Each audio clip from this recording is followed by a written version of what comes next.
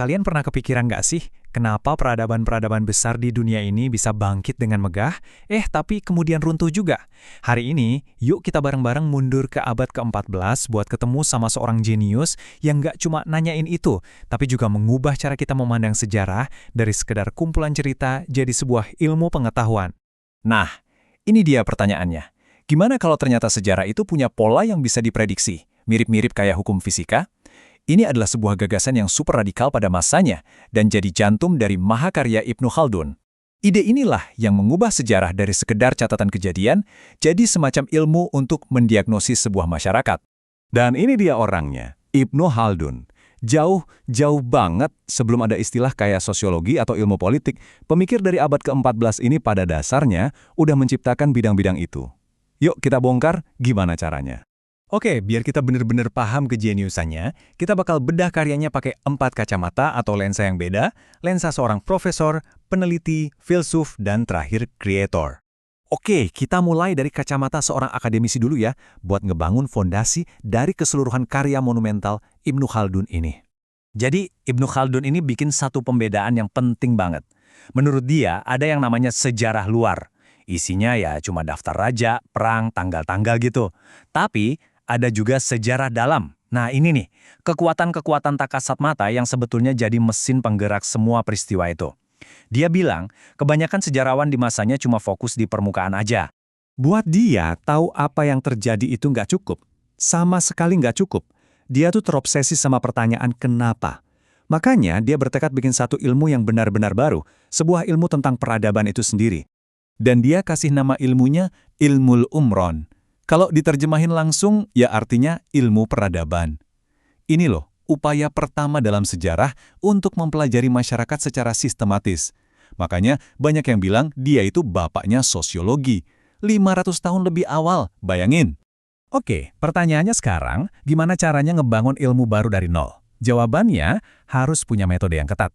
Yuk, kita lihat gimana Ibnu Khaldun berperan sebagai seorang peneliti.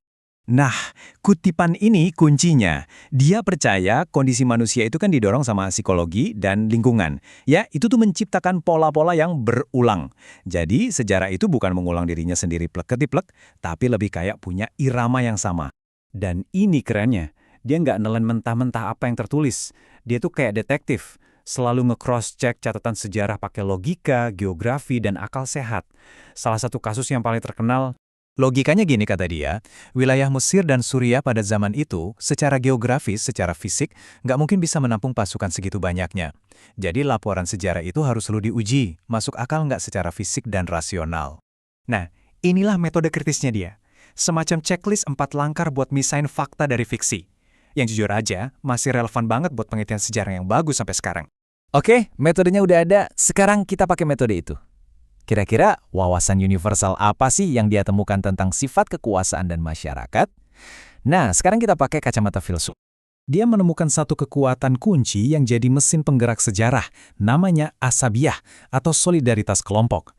Coba bayangin asabiyah ini kayak lem super sosial yang merekatkan sekelompok orang jadi satu. Dan dia memetakan gimana asabiyah ini perlahan-lahan luntur dalam siklus 4 generasi yang polanya bisa ditebak. Jadi gini, generasi pertama itu para pembangun yang tangguh. Nah, mereka melahirkan generasi kedua yang menikmati hasilnya.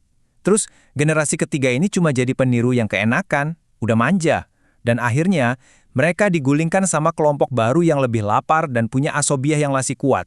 Dan dia ngasih peringatan yang keras banget loh, cara tercepat buat menghancurkan asabiah dan mempercepat kehancuran itu adalah lewat ketidakadilan. Ketidakadilan itu katanya racun buat solidaritas sosial. Oke. Ini kan cerita sejarah ya. Tapi kenapa teori dari abad ke-14 ini masih penting buat kita sekarang? Nah, sekarang kita pakai lensa terakhir kita, lensa seorang kreator, dan kita lihat relevansinya yang abadi.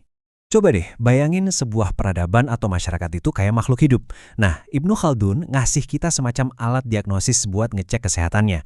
Asabiyah itu ibarat sistem imunnya, sementara ketidakadilan dan kemewahan yang berlebihan itu penyakitnya yang ngerusak dari dalam. Intinya gini, ide-ide dia ini tuh kayak toolkit universal.